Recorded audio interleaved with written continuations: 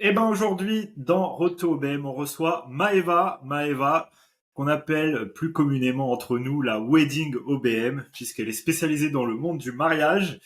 Et donc, plutôt que de parler pendant des heures, Maeva, ce que je te propose, c'est que tu nous partages comment tu as démarré dans le monde de l'online business management dans un premier temps, et surtout ce qui t'a attiré vers la niche du mariage. Oui, tout à fait. Tout d'abord, merci pour votre invitation à tous les deux sur ce podcast. Moi, j'ai commencé mon activité d'OBM il y a presque un an. Effectivement, je suis spécialisée dans le monde du mariage, et ben, parce que du coup, j'ai fait l'essentiel de ma carrière avant dans ce milieu. J'ai commencé en 2014. J'ai été wedding planner à mon compte pendant 4 ans. Donc voilà, j'étais vraiment gestionnaire de projet finalement. Donc c'est des compétences que j'ai pu développer après dans ce nouveau métier. Et puis après, j'ai travaillé donc pendant 4 ans pour un traiteur, donc toujours sur ma région à Montpellier, avant de vouloir un petit peu changer puisque j'avais fait un peu le tour de mon poste et du salariat d'ailleurs, et de vouloir me réorienter. Et de fil en aiguille, en cherchant un petit peu ce que je voulais faire et pouvais faire en fonction de mes compétences et de mes objectifs, j'ai découvert le métier d'OBM. Et puis tout naturellement, j'ai bien compris qu'il y avait quelque chose à faire dans ce secteur du mariage que je connaissais très bien et où il y avait en fait personne de vraiment positionné. Mmh. Qu'est-ce qui t'a, donc j'allais dire qu'est-ce qui t'a, donné envie de choisir, ce domaine du mariage, mais bon, vu ton parcours, on devine. Qu'est-ce qui t'a donné envie, toi, de t'orienter vraiment vers ce métier d'online business manager? Et comment est-ce que, c'est quoi les éléments qui t'ont fait te dire qu'il y avait un besoin pour ce domaine d'activité-là dans l'online business manager? Alors, plusieurs choses. Déjà, dans mon cheminement, dans ma réflexion, je suis repartie de moi, ma situation quand j'étais à mon compte, et je me suis Hmm. rendu compte qu'en fait, c'est quelque chose que j'aurais aimé avoir. Alors oui, il y a des accompagnements, oui, il y a des coachings, il y a des formations, mais en fait, il n'y a pas vraiment quelqu'un qui peut être là pour implémenter avec toi dans ton business et surtout dans ton secteur. Si la personne ne le connaît pas, je trouve que c'est un petit peu délicat. Il y a quand même des codes particuliers à tous les secteurs. Donc, je suis repartie un petit peu de mon propre besoin. Également, j'ai fait le tour après des prestataires avec qui j'avais eu l'occasion d'échanger. Et en fait, le constat était que oui, moi, j'aimerais bien avoir quelqu'un, mais je peux pas embaucher à temps plein. Et d'ailleurs, ça avait été mon cas. Ok, trouvons une solution flexible. Et effectivement, ce format permettait de l'être. C'est vrai qu'au début, j'ai un petit peu, comme je connaissais pas le métier d'OBM, je pensais m'orienter vers l'assistanat virtuel parce que c'était Mhm. plus simple. Donc j'ai listé toutes mes compétences. Je me suis dit, bon, effectivement, ça rentre dans les cases. Je sais ce que je vais pouvoir proposer. En revanche, je me suis dit, c'est quand même dommage parce que j'ai des compétences en plus, notamment la possibilité d'avoir un accompagnement plus stratégique et surtout une vision plus globale. Et en plus, c'est ce qui me plaît. Et du coup, l'assistanat virtuel, ça me limitait un petit peu.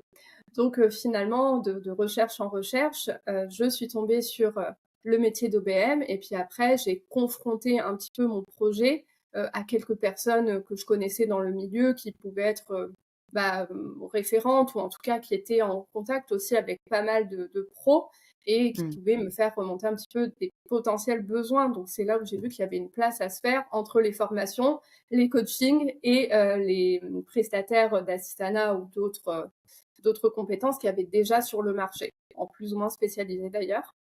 Donc Mmh. voilà comment je suis arrivée là. Top. Ouais, c'est ça qui est vraiment intéressant avec ton parcours, c'est que forcément on le répète souvent, le positionnement c'est la clé.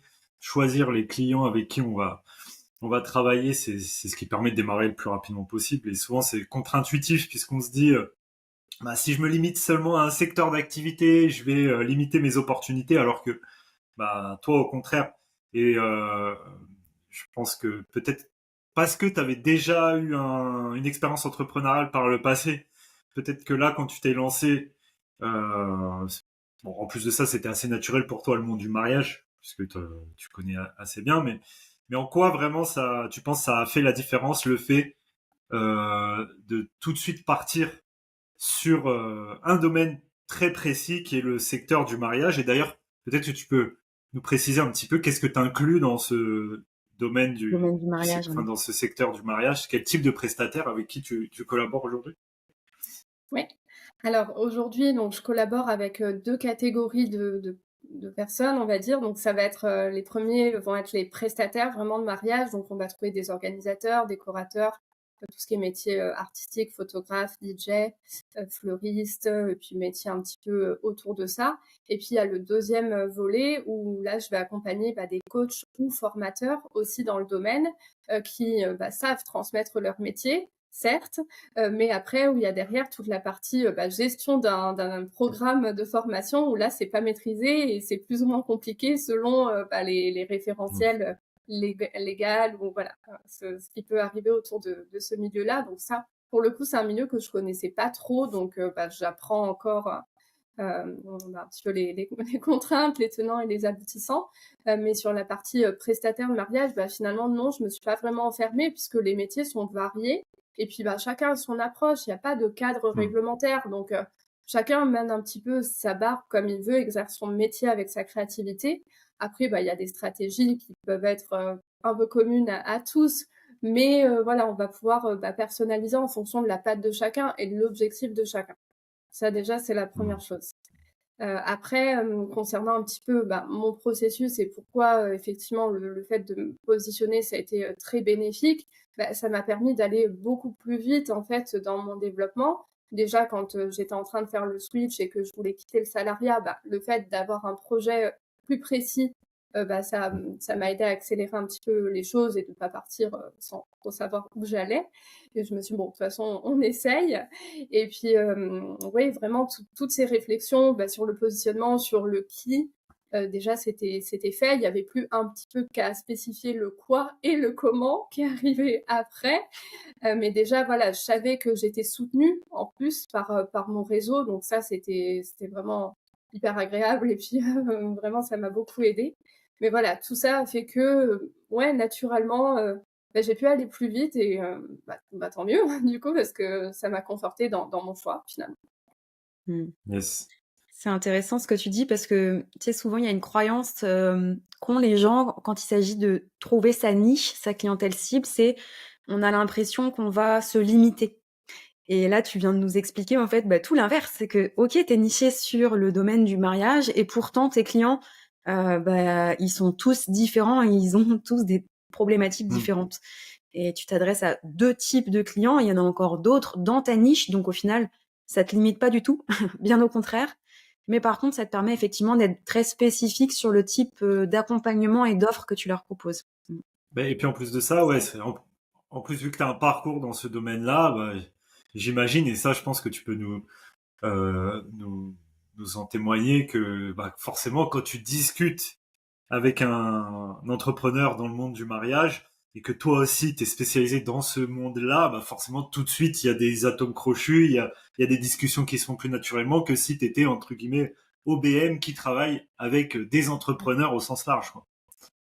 Complètement, c'est ça. Alors déjà, effectivement, en plus, il y a plusieurs catégories. Bon, il y a beaucoup de solopreneurs, c'est vrai, mais il y a aussi des structures un petit peu plus grosses finalement. Donc ça aussi, hein, ça fait des différences dans l'accompagnement. Mais au-delà de ça, effectivement, j'arrive très très facilement à créer des discussions parce que finalement, déjà, je sais quand ils sont en saison et quand c'est pas le moment d'aller les embêter.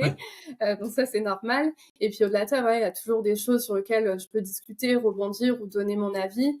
Et puis, je connais les problématiques, je sais comment les mariés se comportent.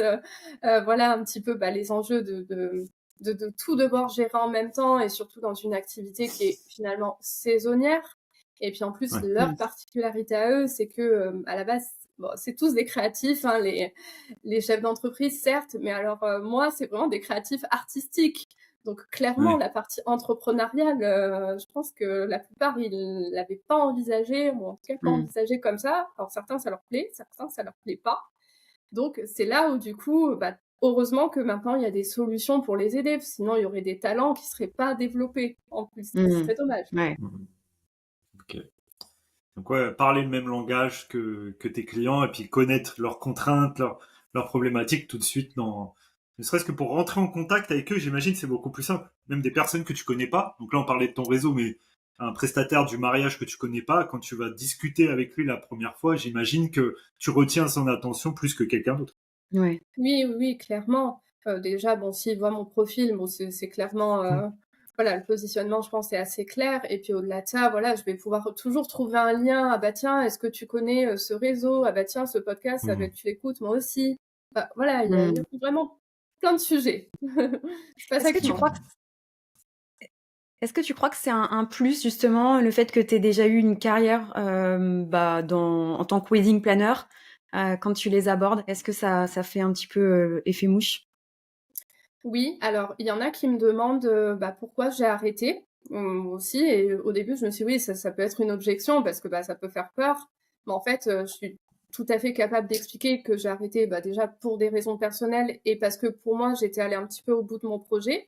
Et je suis aussi capable d'avoir pris ce recul et d'expliquer bah, les erreurs que j'ai faites et comment Mhm. je peux aider à ne pas les reproduire. Donc Mm. ça, déjà, c'est la première chose. Et aussi, bah, la wedding planner, finalement, par définition, c'est une gestionnaire de projet. Donc, si tu as été capable de gérer plusieurs projets de mariage, tu peux être capable de gérer plusieurs projets avec des clients dans n'importe quel domaine, à partir du moment où tu maîtrises les compétences. Donc oui, effectivement, c'est rassurant. Mm. Mhm. Ok. Est-ce que tu as déjà été confronté à des défis, plus ou moins gros d'ailleurs? Et si oui, comment est-ce que tu les as surmontés? Alors, les défis, oui, bah, effectivement, c'est, bah, déjà, faire connaître le métier à la cible parce que, bah, comme j'étais un petit Mhm. peu la première à me lancer, forcément, il y a pas de point de comparaison. Donc déjà, c'était vraiment faire comprendre le rôle, les limites et l'intérêt, parce qu'après ça peut vite être confondu avec, bah, une assistante virtuelle, une community manager. Au début, les gens me contactaient pour ça et je dis: «Non, je fais pas ça». Donc déjà, il y a eu tout ce travail d'éducation, effectivement, à faire. Après, en termes de défis, là où je peux être un petit peu différente des autres OBM, c'est que ça reste des prestataires, on va dire, traditionnels. Donc, il y Mhm. a du business en ligne parce que bah, aujourd'hui, c'est comme ça. Mais voilà, il y a quand même des codes un petit peu à garder sur, bah, il y en a qui ont des points physiques, hein, tout simplement. Donc, déjà, il faut prendre en compte aussi ça. Il peut y avoir des contraintes aussi techniques par rapport à l'implémentation de ce qu'on peut Mm. recommander. Donc, on va pas se lancer dans des choses voilà, où ils vont pas pouvoir assurer derrière. Donc, je pense que c'est essentiellement ça. Et après, il y a la petite particularité pardon, de mes formateurs, enfin de mes OF que j'accompagne, sur après bah, tout ce qui est connaissance des référentiels pour vraiment bah, transmettre leur connaissance au-delà d'un Mm. simple programme, quoi. Mhm. Mais c'est intéressant ce que tu dis, parce que nous, c'est souvent une fausse croyance au final qu'on a, et t'en es la preuve, que bah, les OBM travaillent forcément avec des business en ligne. Mm. Et c'est une question qu'on me pose tout le temps. C'est bah voilà, moi je connais pas trop le monde du digital, je connais pas trop le monde de la formation en ligne, du coaching, etc. Donc est-ce que vraiment c'est pertinent que je me lance en tant qu'OBM?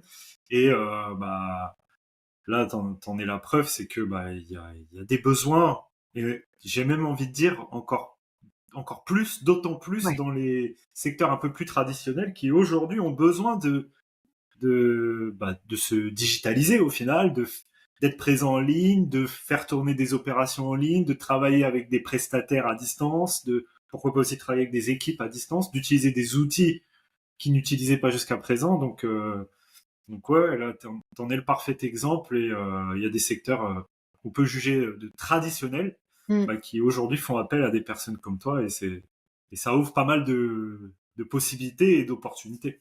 Ouais, je pense que le champ des missions est encore plus vaste et enrichissant parce qu'en fait, quand on se concentre que sur les coachs, les infopreneurs, c'est un peu la cible que tout le monde pense. Ces gens-là ont besoin d'une OBM, alors que finalement, le champ d'action est un peu plus limité sur cette cible-là, que là, bah, les prestataires du Mm. mariage, tu l'as dit, eux, ils sont créatifs, ils n'ont pas forcément envie d'apprendre davantage sur la sphère digitale et du coup d'avoir quelqu'un comme toi qui va les épauler sur cette partie-là, je pense que ça leur apporte beaucoup de sérénité et une vraie valeur ajoutée dans le développement de leur business. Ouais. Ouais, tout à fait. Puis bah, ça répond aussi aux enjeux un petit peu actuels sur la transformation de Hmm, la manière de travailler, hein, finalement, puisque bah, carrément, ok, ouais. aujourd'hui on veut bien être accompagné, mais on sait très bien que les salariés, bah, ça a un coût, on peut pas toujours se le permettre. Bah, l'intérim, ok, ça va bien 5 minutes, mais ça marche pas selon ce qu'on cherche, ça fonctionne pas. Donc là, c'est pouvoir permettre d'avoir une solution aussi flexible et qui s'adapte un petit peu aux nouvelles manières de travailler et nouvelles envies aussi des gens sur la manière de travailler. Donc vraiment, bah, Ben, après, il c'est faut que ça. l'entreprise soit ouverte, mais on y arrive. Carrément, mais ça, on n'y pense pas souvent, mais et, c'est très important aussi. C'est un enjeu qui est très important. C'est que, ok, il y a le fait d'être visible en ligne, d'aller aussi chercher des clients, se faire connaître en ligne et de pouvoir travailler avec des nouveaux usages, comme tu le disais. Mais c'est aussi pour pouvoir attirer des personnes qui ont envie de travailler avec toi, parce que aujourd'hui, bah, si tu veux recruter par exemple ou t'entourer de jeunes ou de personnes qui ont euh, ou moins jeunes, hein, pas forcément que des jeunes, mais bah, tout de suite, si t'as l'environnement, t'as la structure pour pouvoir être flexible, pour pouvoir travailler un peu de partout, pour pouvoir faire du travail à distance, t'as des outils modernes, t'as des process, t'as de la structure, etc. Bah forcément, ça va être beaucoup plus simple de garder les talents que si tu fonctionnes un peu à l'ancienne, comme t'as fait jusqu'à maintenant, quoi. Et donc c'est un autre enjeu. On parle pas souvent, assez souvent de cet enjeu, mais pour les entreprises qui veulent se développer, qui ont besoin pour ça de recruter, bah, c'est un enjeu qui est très très très important. Ouais. Mm. Ok, bah, quel conseil tu donnerais à quelqu'un qui souhaite se spécialiser dans une niche particulière, pas forcément le domaine du mariage, mais comme toi, tu as cette expérience-là d'avoir démarré tout de suite dès le début, tu as Mm. commencé vraiment ton projet entrepreneurial autour du rôle d'OBM en choisissant une niche. Euh, quel conseil tu donnerais à quelqu'un qui veut faire la même chose? Par où commencer? Alors, bah, je lui conseillerais, bah, déjà peut-être de lister, les secteurs qui peuvent, lui plaire avant de chercher à savoir s'il y a du besoin. Déjà, qu'est-ce qui te plaît? Qu'est-ce qui te parle? Parce que ce sera toujours plus agréable de Hmm. travailler dans un environnement où tu as un petit peu des affinités, déjà. Après, bah, voir en fonction des expériences passées, bah, ce qui pourrait resservir, hein, aussi. Donc, là, faire le lien avec, vraiment les compétences qu'on a. Voir aussi si c'est compatible, bah, peut-être avec ses valeurs et son projet de vie, hein, finalement, parce que bah, ça peut ne pas l'être, hein, pour diverses raisons. Et puis vraiment, à partir de là, bah, identifier les partenaires stratégiques, j'ai envie de dire, ou en tout cas les acteurs qu'il y a sur le milieu. Et après, vraiment aller se confronter à la réalité, bah, en réalisant bah, des interviews, en essayant d'aller faire un peu de veille, hein, regarder ce qui se passe, voir un petit peu aussi se renseigner sur, si c'est un marché qu'on ne connaît pas, se renseigner un petit peu sur ce qui se passe dans le marché, Hmm. donc les tendances, les menaces, etc. Donc hyper important parce que, bah, en plus, souvent les entrepreneurs le font pas ou le font plus. Donc si nous-mêmes on n'est même pas au courant, on peut pas les conseiller correctement. Faut vraiment Mm. aller creuser un petit peu plus Ok. et puis vraiment bah, après se mettre à leur place et essayer de définir bah, avec quels clients ils peuvent travailler eux-mêmes et essayer bah, d'affiner un petit peu son projet en entonnoir, hein, par rapport à ça, mais vraiment aller parler directement avec des Hmm. gens de la niche.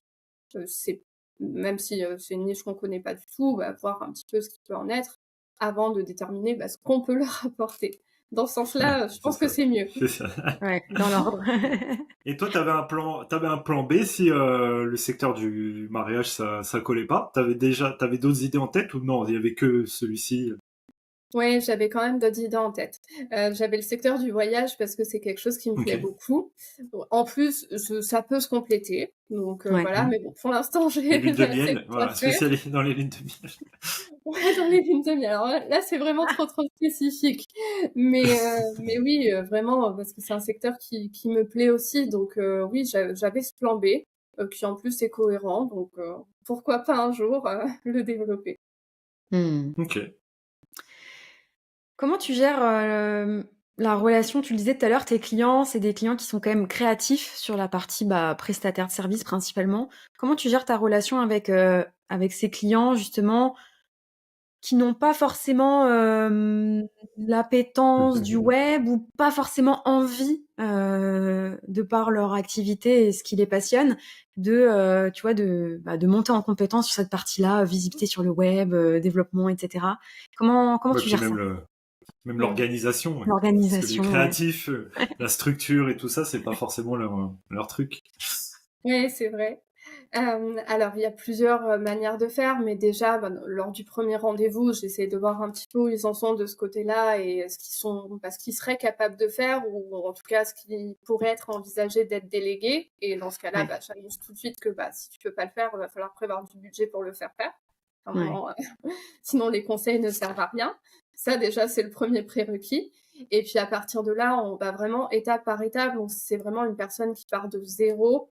On va vraiment y aller doucement. On va commencer à faire une petite session de conseils sur des outils ou quoi que ce soit. Après, on va les choisir. Après, je peux être un petit peu en support pour l'aider à l'implémenter selon le niveau de prestation que la personne me prend. Et puis après, je vais pouvoir recommander des prestataires de confiance pour les parties que moi je maîtrise pas et que la personne ne maîtrise pas déjà. Mm. Là, voilà, c'est vraiment aussi le travail de s'entourer de prestataires complémentaires. Après, ouais, non, si c'est des personnes vraiment réticentes au plus haut point, ça va être compliqué. Après, voilà, ça dépend des objectifs et j'ai envie de dire, chaque plan d'action découle de l'objectif de base. Mais après, en termes organisation générale, moi, ça va, j'arrive assez naturellement à cadrer, en tout cas. Du coup, je me suis mise à Notion. Je ne connaissais pas Notion jusqu'à il y a même pas un an, hein, donc voilà, mais je m'y suis mise et j'arrive assez facilement à convertir les personnes. Ils se rendent bien compte que c'est beaucoup plus simple pour communiquer parce qu'il y a une seule plateforme, il y a tout un Mm. historique, il y a des échéanciers, on peut commenter, on peut mettre des couleurs. Donc franchement, voilà, c'est le mieux. Et moi, je leur dis d'ailleurs d'intégrer ce genre de procédé aussi avec leurs clients parce que moi, quand on arrive et qu'on me dit oui, mais moi je suis débordée, je reçois des WhatsApp, des Insta. Oui, en fait, arrête et trouve juste un cadre. Et voilà. Donc, première chose que je peux conseiller, le but, c'est que je le fasse déjà moi-même. Et franchement, Mm. ça se passe bien. Donc, ça va. Ouais. Même si c'est des créatifs, ils arrivent à se canaliser. Ouais, et puis ça doit les soulager d'avoir quelqu'un comme toi, justement, qui vient les compléter avec tes compétences. Tu as des compétences complémentaires aux leurs, et donc Oui. ça les rassure de pouvoir s'appuyer sur toi là-dessus. Ouais. Et comment tu gères aussi, tu le disais tout à l'heure, il y a une forte saisonnalité dans le secteur du Mm. mariage. Comment est-ce que tu gères justement cette phase de saisonnalité avec tes clients, avec ta recherche de clients peut-être aussi, où il y a une période un petit peu plus creuse pour toi, dans le sens où eux sont en rush? Oui, alors là, ça va finalement sur la première année parce que au final, alors déjà, ils sont pas tous en saison au même moment, donc tant mieux. Parce qu'il y a tout ce qui est prestataire de préparation qui, du coup, sont un petit peu en décalé, donc ça va. Et puis au-delà de ça, en fait, il y en a qui ont quand même des creux quand les autres sont en rush parce que ils n'ont pas réussi à remplir trop leur saison, hein. Et Ouais. donc, c'est à ce moment-là qu'ils me contactent. Et puis, c'est très bien parce que du coup, en général, ça reprend en septembre et en janvier. Donc, autant profiter des périodes creuses pour justement mettre en place toutes les réflexions stratégiques et les premières implémentations pour être prêt quand il le faut. Donc, au final, cette année, ça s'est assez bien passé. Je pensais avoir du creux, mais non, pas vraiment. Ok. Et du coup, tu sens là maintenant, ça c'est un peu plus de recul. Ça fait un an que t'es lancé. Je pense que il y a de plus en plus bah, de, de, de personnes aussi qui commencent à identifier que ils ont des besoins autour de ce que tu fais. Est-ce que tu sens que là, après un an, en ayant adopté justement volontairement ce positionnement dans un secteur très particulier, que est-ce que voilà le bouche à oreille commence à fonctionner? Est-ce que les professionnels te recommandent entre eux? Est-ce que tu le sens déjà même après un an uniquement, puisque au final ça fait pas si longtemps que ça. Mm. Ouais, complètement. Ouais, Ouais. complètement. Et ça, c'est hyper agréable et j'en suis super contente. Après, j'ai mis aussi une grosse stratégie en place de vraiment aller aller moi me faire connaître et aller essayer de proposer des podcasts ou des ateliers à animer. Alors oui, je donne de mon temps, hein, clairement, je suis pas rémunérée pour ça, mais voilà, en fait, déjà je transmets mon savoir et j'adore ça. En plus, je me confronte vraiment, encore une fois, aux gens, parce que du coup, ils me font part de leurs problématiques en direct. Donc, moi, de toute façon, ça me sert.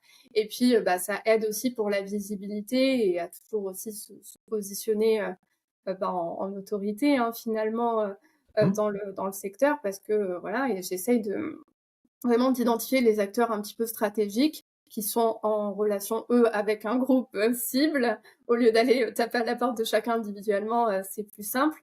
Donc voilà, moi, j'ai pas mal misé là-dessus dès le départ.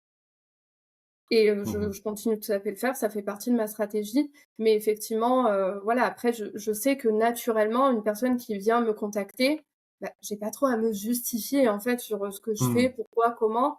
Elle le sait, en fait, le rendez-vous découverte, c'est presque une formalité, quelque part. C'est surtout être sûr que je peux vraiment l'aider et lui apporter quelque chose, parce que sinon c'est pas la peine, et que la personne va faire le job de l'autre côté aussi, parce que sinon moi je vais être frustrée, je vais pas être contente. Mais voilà, donc déjà c'est beaucoup plus facile, donc ouais, c'est des efforts au départ, c'est des efforts un peu tout le temps aussi, mais finalement le taux de transformation il est tellement bon que je préfère en avoir moins de rendez-vous et les transformer plutôt que trop pour rien. Et pour l'instant, Mais c'est ça ça a été le cas ouais. cette année. Ça a été assez rapide en plus de ça, parce que là, voilà, comme tu disais aujourd'hui, faut pas avoir honte de le dire, tu peux être considéré comme une autorité dans ce domaine-là, dans ton rôle à toi, en tout cas en tant qu'OBM. Euh, donc, mais voilà, en un an, en mettant en place la stratégie aussi, tout de suite aller se faire connaître, se montrer, s'associer aussi avec des personnes qui peuvent être influentes dans ce domaine, tout de suite, en fait, t'as pu te faire un nom dans ce domaine-là et quelques mois plus tard, c'est les gens qui viennent à toi et plus l'inverse, quoi. Donc ça, c'est vraiment intéressant et ça change tout aussi dans la vente et dans la collaboration aussi, puisque maintenant c'est les gens qui viennent te chercher, donc forcément ils t'écoutent et ils sont pas là pour te dire ce que toi tu dois faire, c'est vraiment toi qui leur dis non, c'est moi l'expert, c'est moi qui vous dis quoi faire, quoi. Donc ça c'est agréable, j'imagine. Ouais, c'est super agréable. Bon, ça m'empêche pas quand même d'aller vers les gens, hein, parce Oui, que bien je fais sûr. quand même du contenu, je me contente pas juste de le poster. Mais oui, il y a les deux, et puis du coup, tout est une question d'équilibre de toute façon dans toute stratégie, en tout cas c'est ce que je pense. Donc voilà, le fait d'aujourd'hui arriver à cet équilibre, c'est super. Bon, après, voilà, faut le maintenir, mais déjà avoir identifié, passé les premiers stades, franchement, ouais. Oui, Je suis maintenant contente. faut dérouler et ça continue. Il n'y a pas de raison que ça continue pas. J'avais une question moi par rapport au fait que tu côtoies plusieurs acteurs de ton secteur, puisque voilà, tu disais au final, malgré le fait que tu sois positionné et niché, la niche du mariage reste quand même une niche assez vaste. Il y a des fleuristes, des traiteurs, des organisateurs, des wedding planners, etc.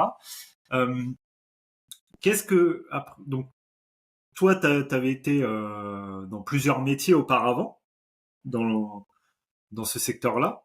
Est-ce qu'il y a un truc, une leçon, quelque chose que tu as identifié dans ce secteur-là depuis que tu es OBM, pour ce secteur-là, que tu n'avais pas forcément identifié avant? Ouais, j'ai identifié à quel point en fait les entrepreneurs se mettaient eux-mêmes des barrières. C'est bizarre et en fait, je me suis rendu compte que moi je le faisais aussi tout simplement, mais j'avais pas le recul quand j'avais le nez dedans forcément.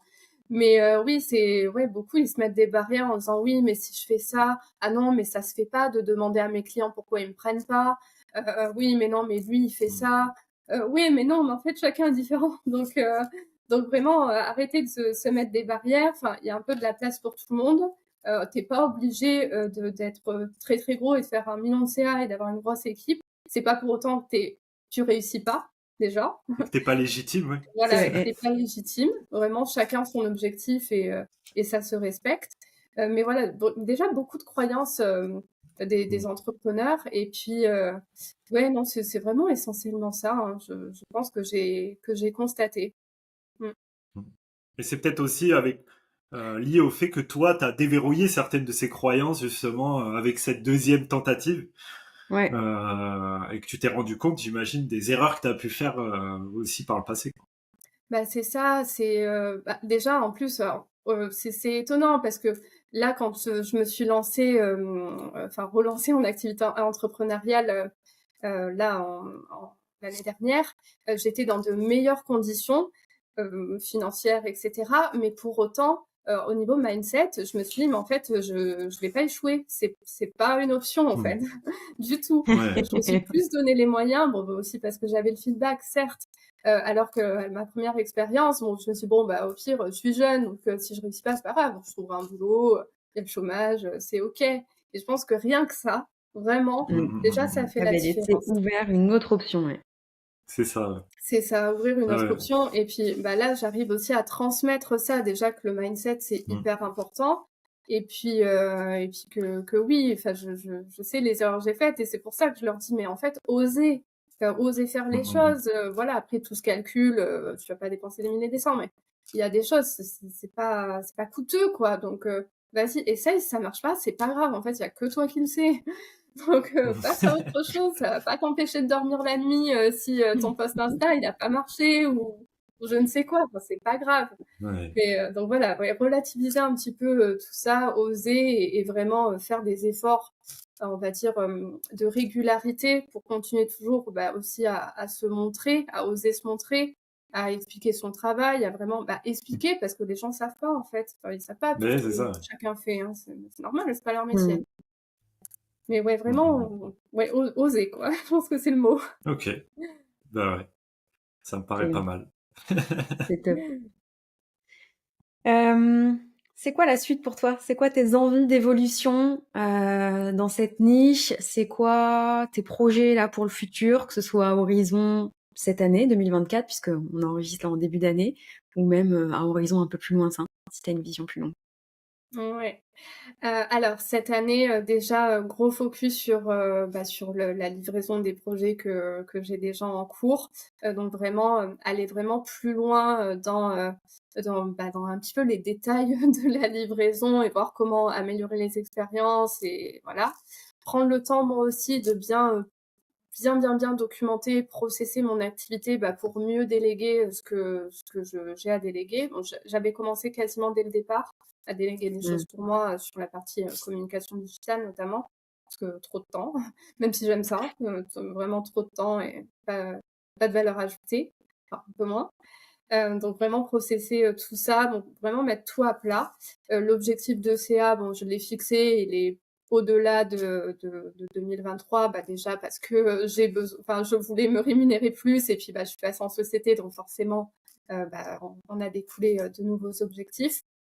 Mais pour répondre un peu plus spécifiquement, j'aurais plus envie peut-être de travailler avec des structures un petit peu plus grosses en termes d'équipe, où voilà, où il y aurait des challenges différents, des process à remettre en place, vraiment peut-être repartir sur des bonnes bases, malgré que ce soit des structures qui fonctionnent.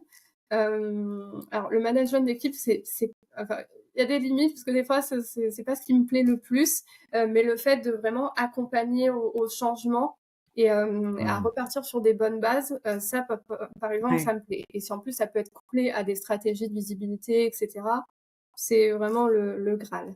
Donc voilà, petit à petit, je vais essayer peut-être de travailler avec des personnes comme ça. Et après, vraiment à long terme, c'est pas très très précis, mais je pense que j'ai envie de continuer encore un moment dans cette activité. J'ai aussi toujours mon activité un peu de formatrice et j'adore ça. Donc vraiment, ça complète les deux. Et bon, peut-être un petit peu moins travailler parce que des fois, je fais vraiment trop d'heures. Donc rééquilibrer le pro, le perso. Mais Rééquilibrer, ouais. franchement, ça va. Là, Donc continue toi à t'entourer alors. ouais, c'est Ouais. ça. Continuez-moi à Ouais. m'entourer vraiment de prestataires, soit long terme, soit plus ponctuels selon les besoins. Mais oui, en plus, je teste une Ok. collaboration avec une autre membre du squad en ce moment sur un projet. Donc c'est vrai que voilà, on Ouais. peut voir un petit peu comment on peut se compléter, comment on peut travailler ensemble. On voit qu'on parle le même langage en plus, donc c'est hyper facile, c'est fluide, c'est sympa. Donc j'aurais envie de multiplier peut-être un peu ce genre de collab pour pas devoir refuser des projets Ouais. par manque de temps. C'est un petit peu dommage si j'ai les opportunités. Mais voilà, si je le fais, je veux le faire bien. Donc je vais être bien dans ce. Bon, tu te vois toujours dans ce domaine, Ouais. Ouais, non. Avec de dans nouveaux le challenges, de mariage. nouveaux défis, sur le type Top. de mission et de prestations que tu peux proposer Ouais. à tes clients aujourd'hui. Donc, Super. Oui, ouais, c'est sûr qu'il y en aura. Je le vois parce que tous les secteurs évoluent très vite. Il y a un petit peu des tendances aussi de stratégie. Donc voilà, faut rester à la page. Donc ouais, non, il y a encore de quoi faire. Et puis de toute façon, j'aime tellement l'univers en tant que tel. Je pense que de toute façon, je m'en lasserai pas. Super. Bon, bah écoute, on arrive à la fin de cette belle conversation. Si pour conclure sur une note un peu inspirante, ça serait quoi quel message t'aimerais partager à quelqu'un qui a envie de se lancer en tant qu'OBM et qui veut devenir aussi, comme toi, euh, la référence de son domaine. Alors pas forcément le même que le tien, mais ça serait quoi le message que tu pourrais envoyer à cette personne-là? Eh ben, déjà de s'entourer, vraiment de pas rester seul dans son projet. Donc voilà, rejoindre des accompagnements comme OBM Squad par exemple. Donc vraiment de s'entourer, de passer à l'action rapidement pour voilà voir si ça correspond ou pas, la niche, est-ce que ça me plaît vraiment, qu'est-ce que je veux délivrer, voilà, est-ce que ça me plaît ou pas. Hop, essayer et puis vraiment itérer. Donc ça, et après vraiment oser démarcher les acteurs un peu stratégiques, hein, comme on a dit tout à l'heure, pour avoir et de la visibilité et du feedback, hyper important. Et puis voilà, oser prendre sa posture. À un moment, si la graine de devenir OBM c'est venu dans la tête de quelqu'un, c'est pas pour, c'est pour une bonne raison. Donc, essayer d'aller au bout de son projet et puis voilà, mais sans condition de non mais je suis trop jeune, je suis trop vieille, mais moi je suis une femme, mais moi je connais rien. Mais en fait, on s'en fout. Enfin, moi je me suis lancée, j'avais Ouais. 23 ans, mais personne jamais m'a demandé mon âge, hein, vraiment. Hein, voilà, en plus ça se fait pas quand on est fan. Vraiment, faut être à l'aise. Et aujourd'hui, on a vraiment cette chance de pouvoir un peu maîtriser notre avenir sans sans barrière d'où on est né ou quoi que ce soit. Donc vraiment, on en profite. Et Carrément. vraiment, les principales barrières, encore une fois, qu'on se met, c'est nous-mêmes, hein, c'est pas les autres. Donc C'est dans la tête. voilà, essayons, osons, et Carrément. de toute façon, on sera toujours content d'avoir essayé. C'est Ouais. sûr. Top. Bah écoute, c'est un beau message. Merci beaucoup, Maëva. Et on Avec était plaisir. ravis de te recevoir dans le Merci. podcast. Un bel exemple de réussite dans ce domaine et on est content de collaborer avec toi tout au long de l'année. Allez, on se Si. dit à très vite dans Road to OBM. Ciao, ciao. Ciao, ciao. Ciao, ciao.